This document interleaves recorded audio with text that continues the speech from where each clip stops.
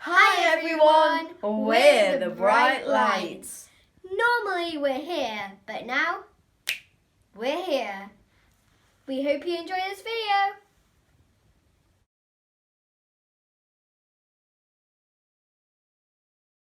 Two of the disciples were going to a village called Emmaus, about 7 miles from Jerusalem, and talking with each other about all these things that had happened. While they were talking and discussing, Jesus himself came near and went with them, but their eyes were kept from recognizing him. And he said to them, "What are you talking about while you are walking along?" They stood still, looking sad.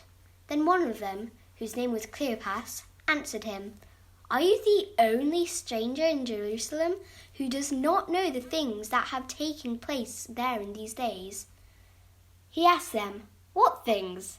They replied, "The things about Jesus of Nazareth, who was a mighty prophet before God and all the people, and how our chief priests and leaders handed him over to be condemned to death and crucify him.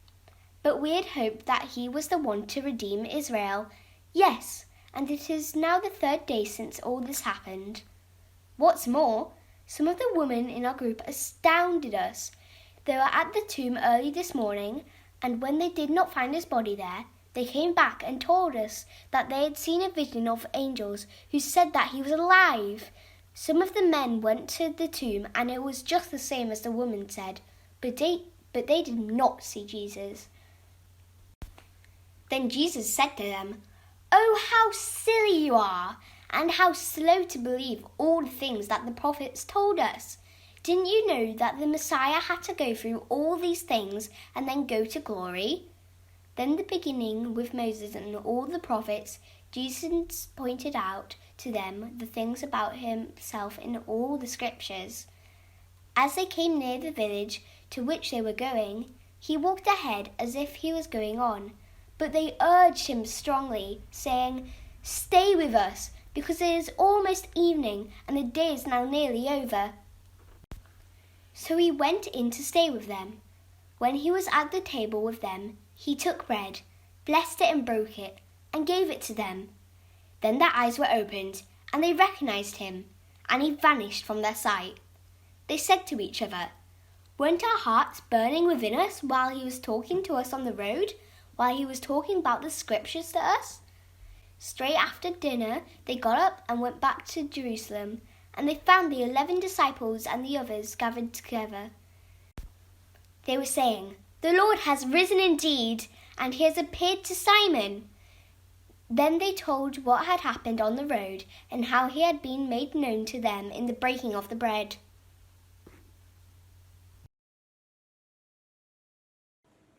Hi guys, and welcome back to Bright Lights. Today we are going to be making flatbread. For this you will need 1/3 of a cup of oil, 3 teaspoons of honey, half of a cup of hot water, half a cup of milk or almond milk, 2 cups of plain flour or bread flour. Mix the oil and the honey into a bowl.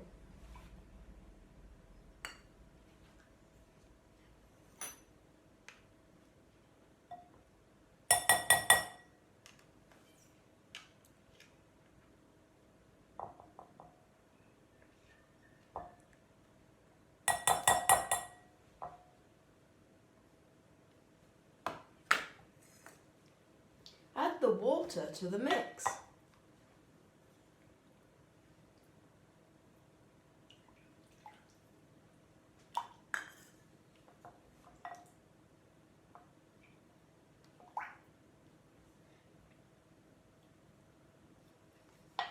Add the milk you are using and stir the contents until they have blended together.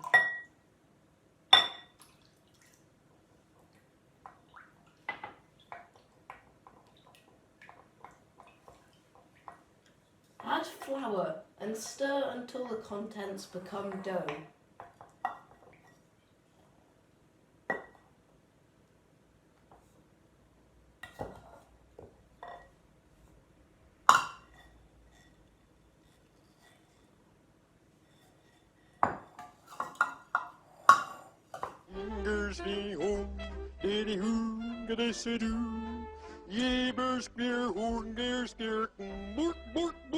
Knead the dough while sprinkling small amounts of flour so it doesn't stick to the bowl or hands.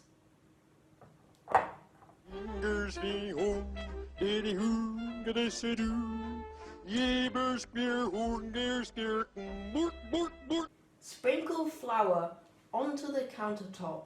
Tear dough to size and flatten into circles. Make 4 of them.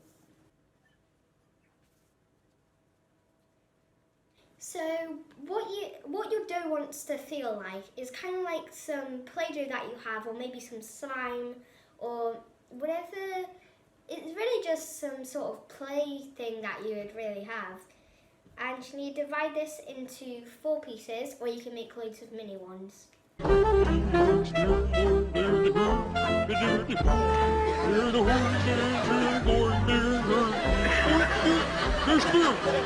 it doesn't really matter if they're the exact same size, because that was really never going to happen.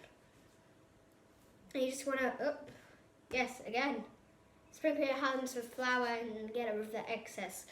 It will stick to your hands.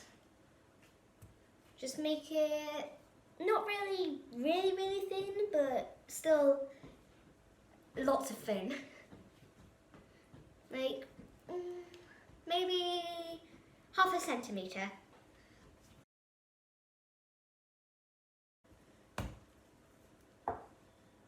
And you want to make sure that you get all of the extra bits and just kind of add them in, because we can't be wasting. Just fold it into whatever mixture you already have, or you can just dip it around the bowl.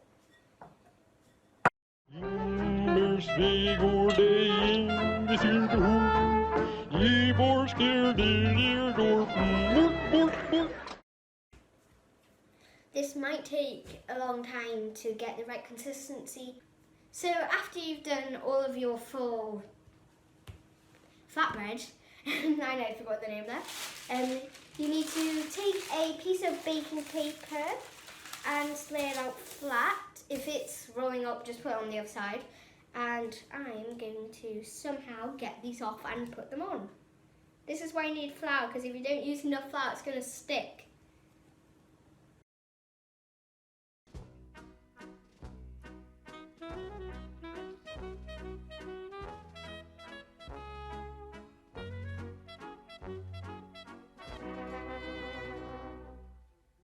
So now you're going to want to get parental help to do this, and do not do this is dangerous. Ask an adult to do this. You'll need to put them in the oven, and I have a helper coming right now.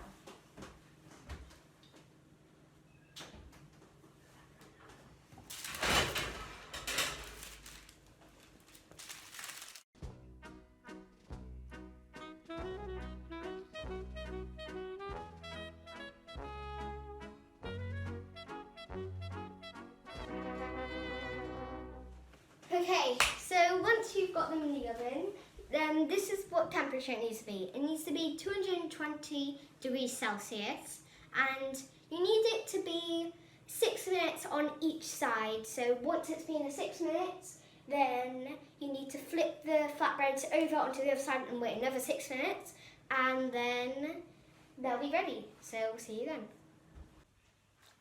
This is what it should look like in the end. It might not look entirely circle, but it should look relatively like an oval or a circle. So we're going to try this. Take that bit.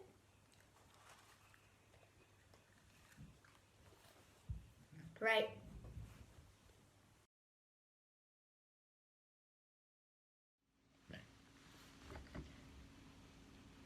Why didn't the 2 disciples recognise Jesus?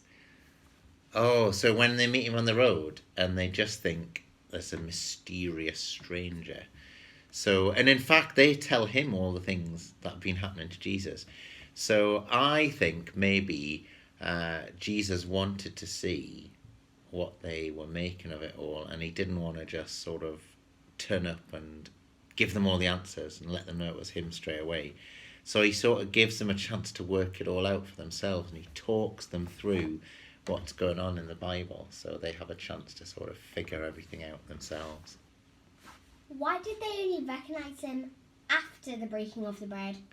So when he takes the bread and he sort of blesses it and breaks it and he gives it to them, and suddenly they go, oh, we know who it is, and he disappears. And it's a really great movie moment that we've just had in our movie.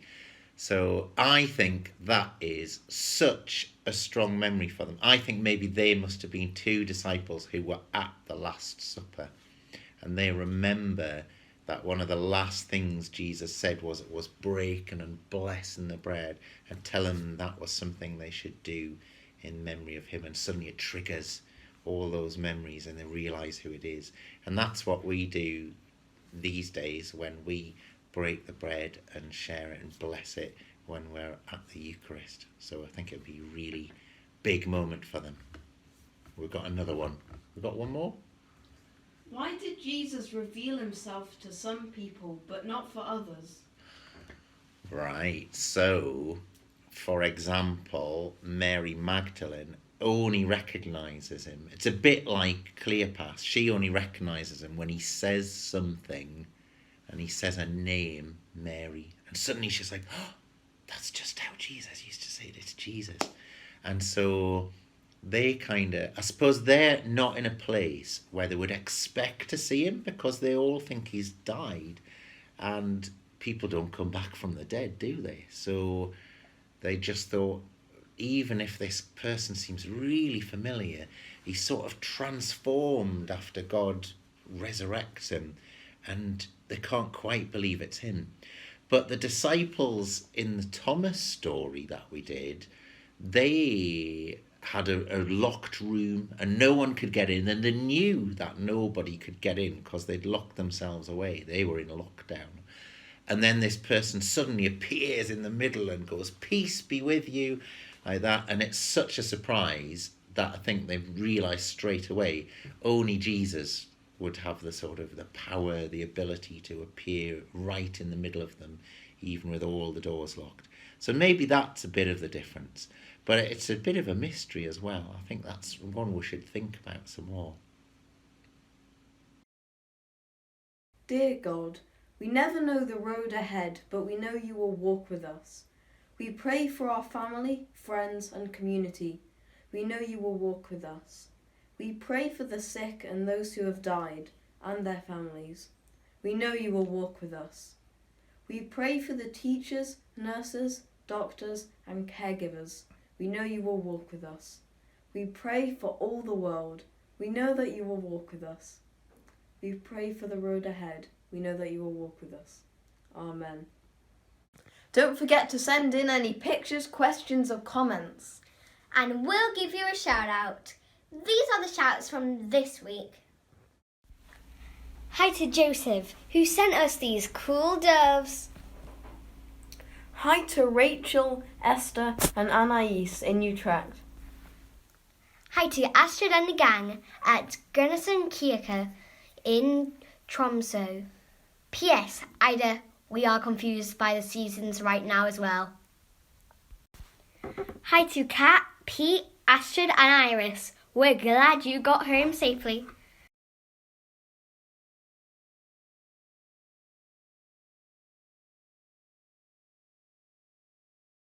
See you next week.